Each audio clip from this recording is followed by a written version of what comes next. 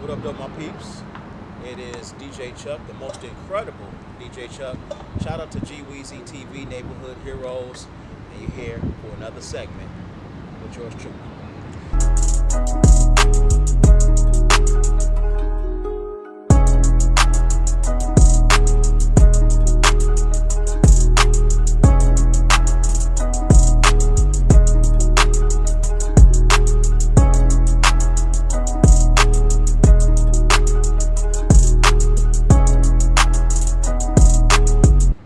Yes, sir, my boy.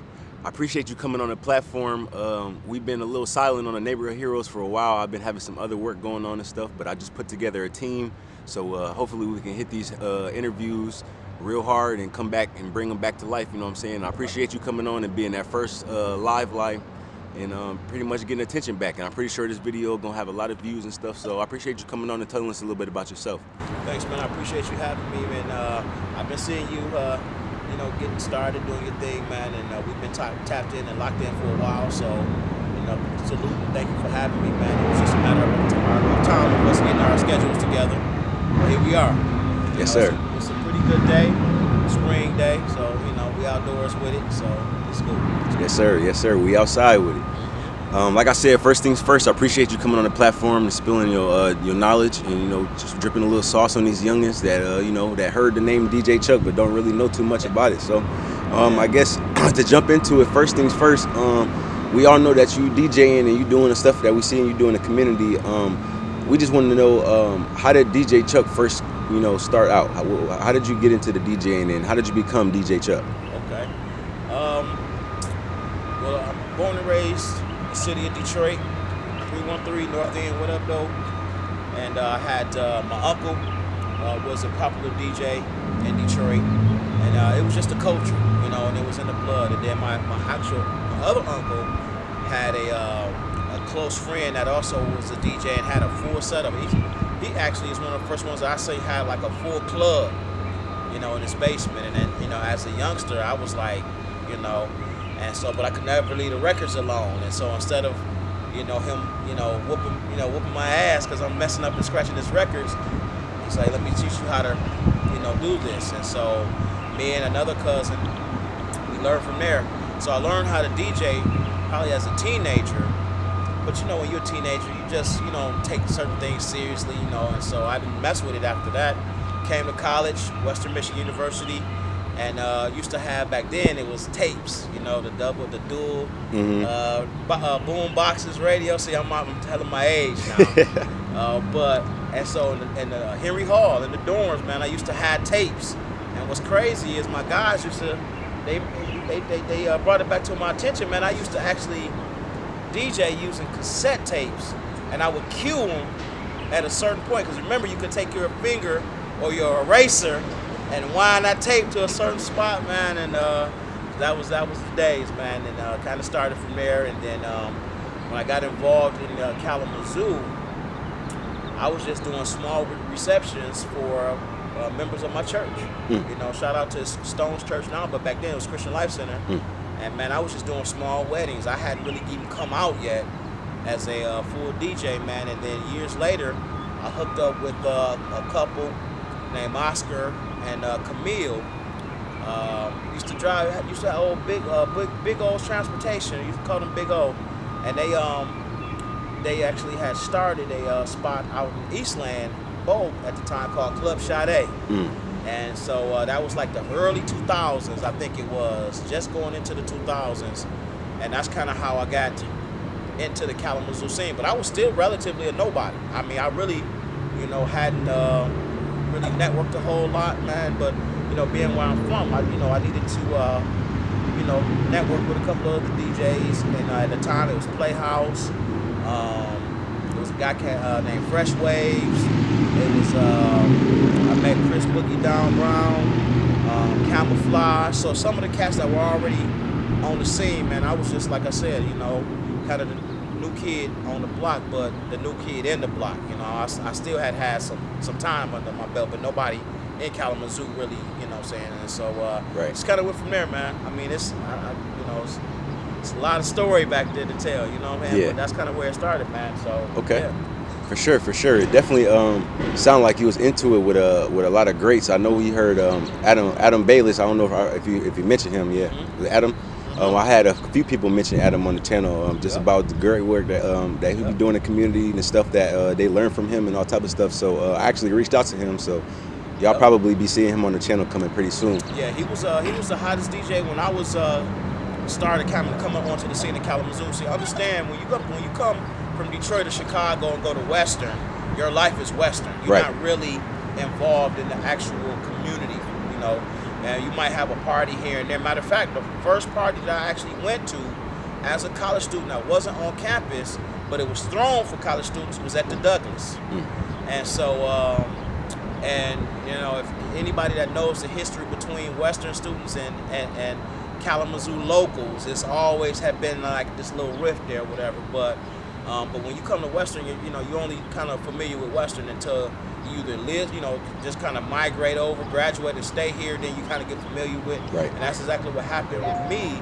Is that I had to wind up going to work. It was time to go to work, so I had to learn Kalamazoo, and you know, that's kind of how it happened, man. And so I met cats, and you know, we went to different places to hang out. You know, and so that's kind of how I started meeting people around Kalamazoo. But mainly when I started started DJing at Eastland Bowl, man, that's when people started coming out.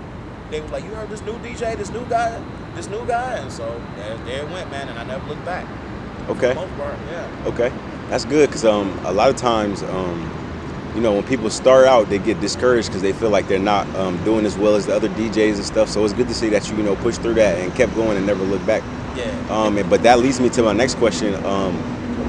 Coming up through first starting off as being a DJ, did you have any like you know struggles or hardships or you know blocks in the road with anything like money struggles or people not letting you DJ in their clubs and stuff when you wanted to outspend your product and stuff like that? Yeah, absolutely, man. You can't be in this. I've been in this for over 20 years, so you can't be in this that long or any profession for that long and not you know run into those obstacles and so yeah. One of the first things was. When I got started, I really didn't own any equipment, so I was renting equipment. And so when you first starting, you know, back then you kind of set a price point that you think is, you know, fair for the market or whatever, man. But then you got this overhead because you know, I'm renting gear, and I'm like, dang, you know, what am I doing? Like I'm hustling backwards, you know what I mean? But you got to start somewhere. So I was borrowing stuff, I was renting stuff, you know, and gotta have a vehicle to fit all the stuff, man. So it's a lot of work, man, and it was a lot of work. And so the first thing was having the equipment or the gear. The second thing is you know, when you already have individuals that's established, you know, as DJs and people don't know you, the hardest thing is getting in the door. And I'm gonna tell you some of the very places. I ain't gonna name drop. I ain't gonna put them, you know, throw them out there. But some of the main places that I've DJ'd and graced their stages, they actually closed the door on me. At the early part of the month, they was like, "No, we good. We already got a DJ. Nope, no, thank you."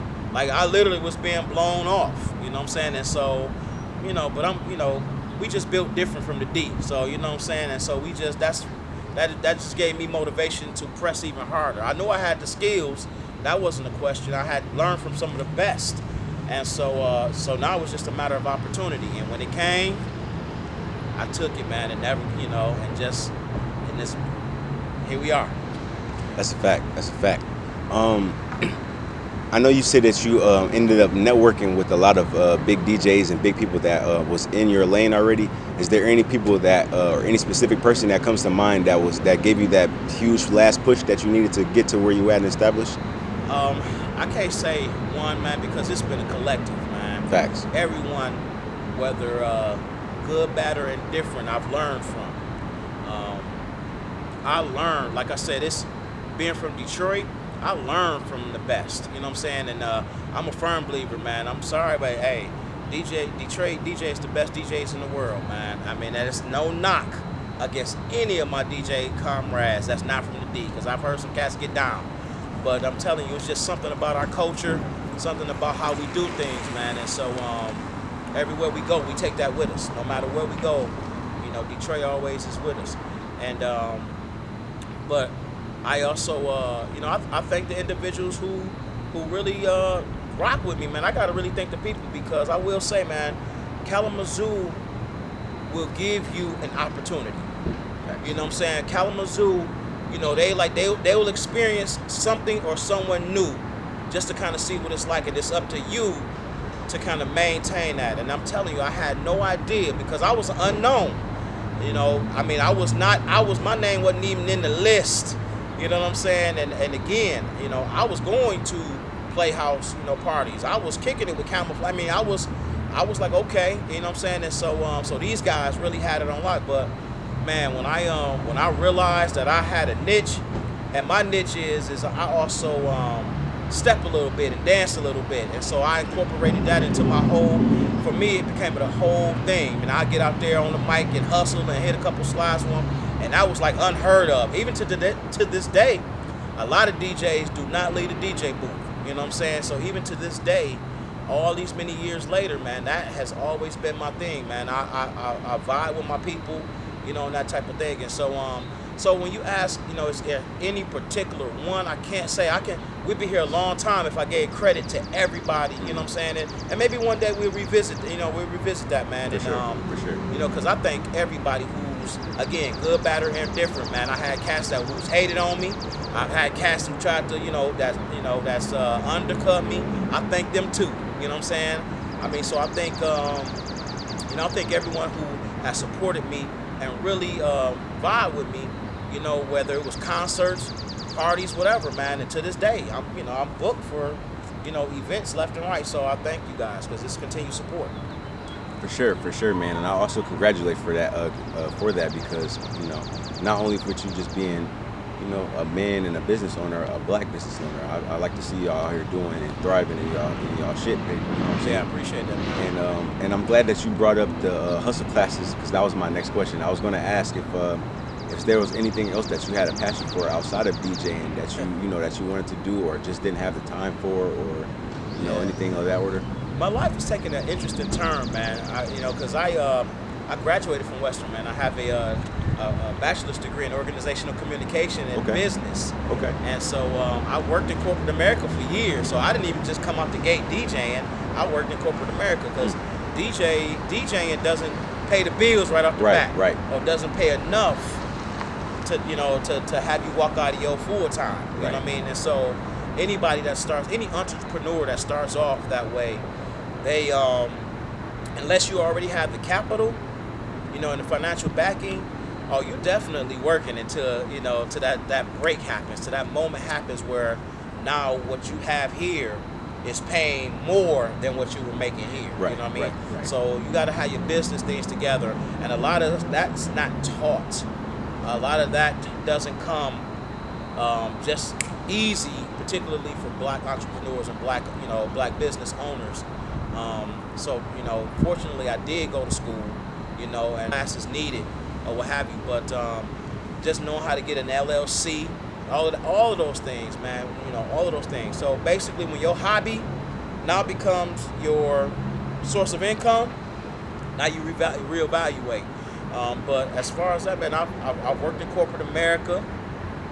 As an entrepreneur, of course, I've not only been DJing, but a concert and event promoter, a consultant, and also taught dance classes. I taught hustle classes in the city of Kalamazoo for over 11 years. Right. You know what I mean? And so everybody that want to know them slides and stuff, I've had classes of up to 60, 70 people at one time, man. So I've actually, you know, I've done well in Kalamazoo, man, and it's been a blessing to have had the type of support that I've had, particularly being imported to Kalamazoo, you know what I mean? Right. I'm not a homegrown guy, you know what I mean? And so, and I always appreciate the love that Kalamazoo, you know, shows their own. And then you're supposed to, you know, you're supposed to get behind your homegrown. You're supposed to get behind your neighborhood, you know, heroes. Right. And I respect that, and I respect all of those individuals who've been on this platform and others, you know, that's from the city of Kalamazoo that has done it, man. And I never got into this game to shame anybody, take anybody's spot, man. I just grind, bro, and I just let the grind and need speak for themselves, you know, because I'm gonna tell you, man, as humble as I am, I'ma still tell you, you're gonna be hard pressed to find any DJ that's just gonna come and just, you know what I'm saying, just gonna take us. I can go on these things. That's you a know fact, man. I mean, just hearing around Kalamazoo is real small. So I mean, I know a lot of people, and just, you know, when you hear about photography or something, the first thing you think of is 2 or 3 people that you think of. Yep. When you think of music video stuff, you automatically think of 2 or 3 people. When you think of just interviews and shit like this, you think of 2 people. When you think of DJ shit, DJ Chuck is pretty much the first thing you could think of. So. Yeah. And like I said, I've been seeing you doing your thing for like you said, 10, 11 years. My mom been booking you for DJ events. She also in your hustle classes and stuff. Yep. So I've been watching you grow as, you know, as a business and a person. You know what I'm saying? So I said, I appreciate you being able to have people like you on the interview where I can, you know, pick your mind and hear both sides of, because I didn't even know that you know, went to school before that you started being a DJ. Because from the outside looking in, a lot of people would be like, well, why would you be in a position to work for corporate America to stop to be a DJ and shit? But if you got your business plan already got, you know what I'm saying, then you can be way more than a DJ than you were in that position. Oh, so. absolutely. You know, I hustle. Well, it's a, you know, this term called Detroit hustle. Mm-hmm. It's true. You know, and that's not to say nobody else have hustle. It's just a coin term or whatever. Right. So I'm gonna tell you, man, when I really decided to do this thing seriously as far as DJing is concerned, that went from a transition. My company wound up closing. Okay, and so I wound up going back to school.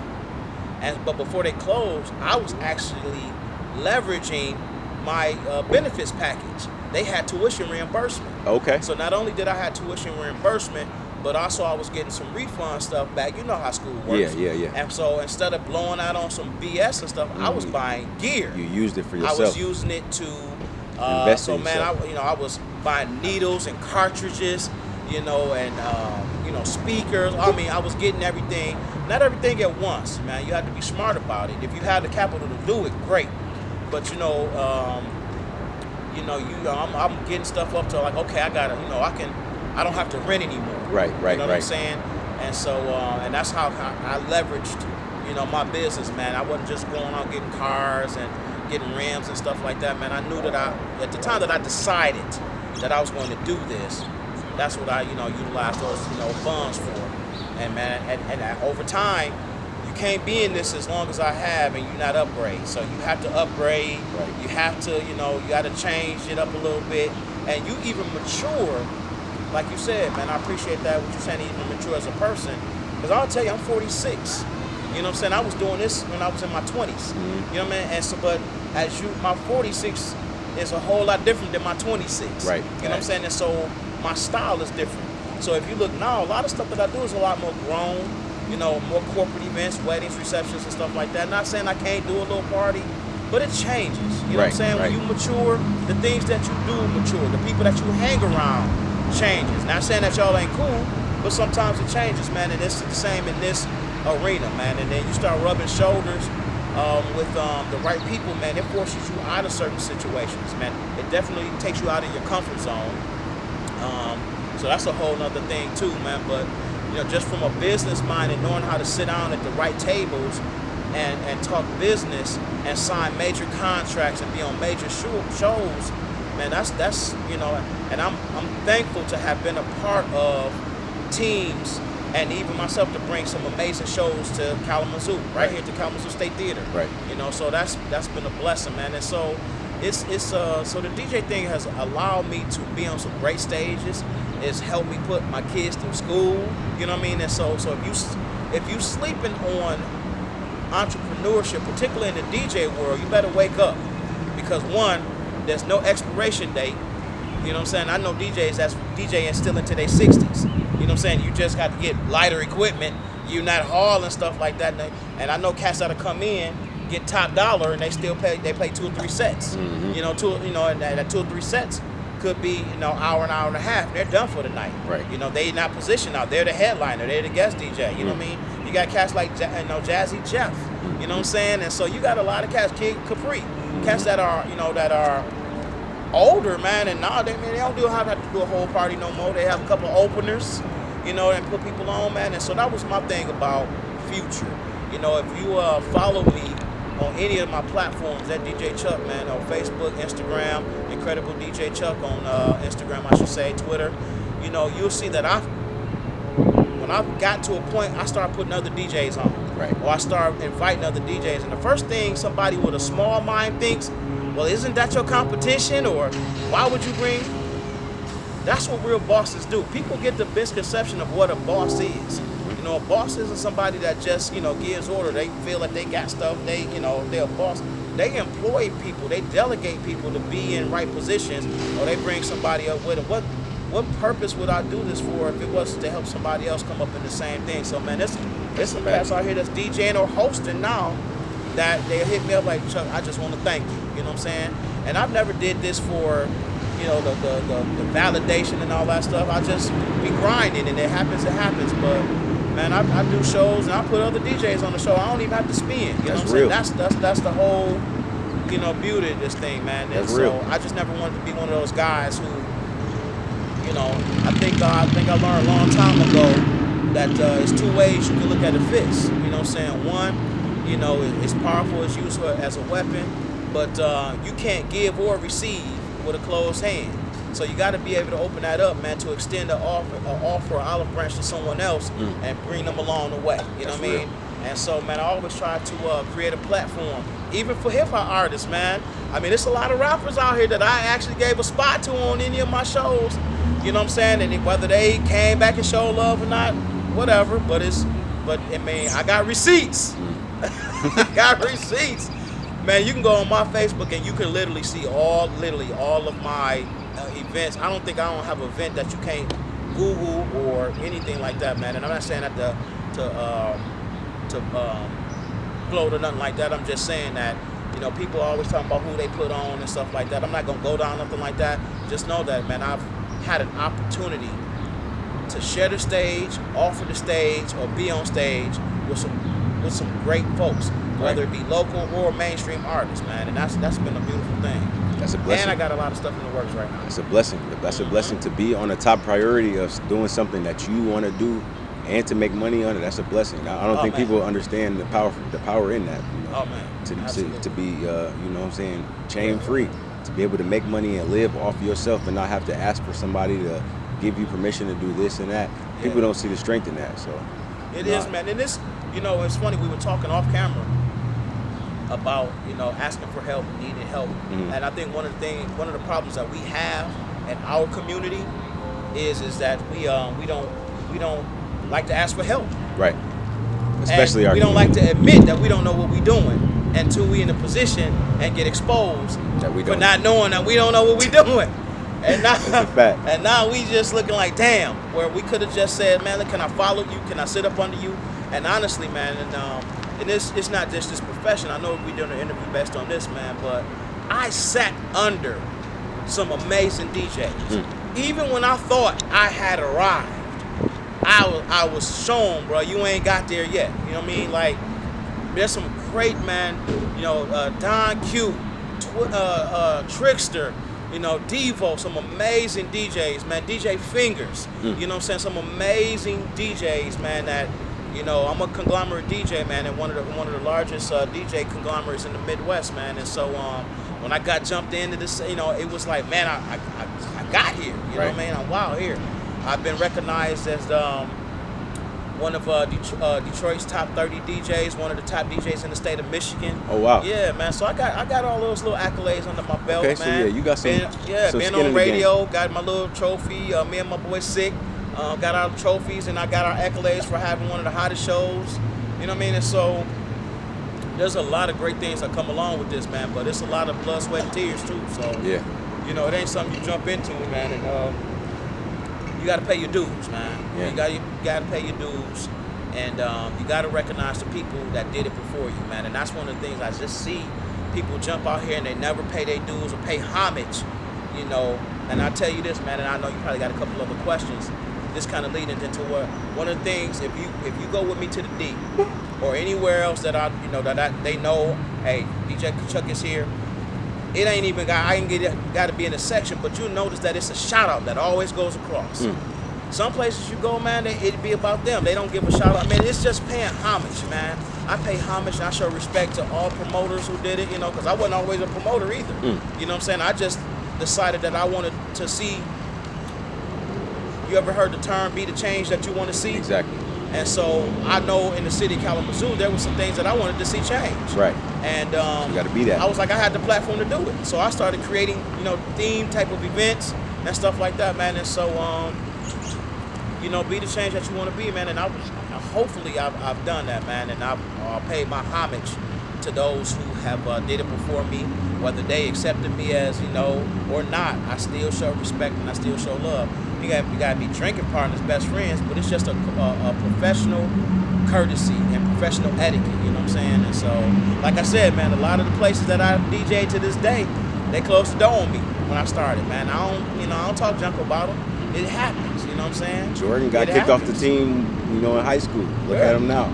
It happens, man. You might be on a little JV team, but you know what I'm saying? And you got to showcase your skills so people can see you, you know what I'm saying? And so that's really the flex. It's, I don't do a lot of, bumping my gums and talking, you know what I'm saying? But you put me in a situation to see what, I work. You see that, that's evident, So yeah, man.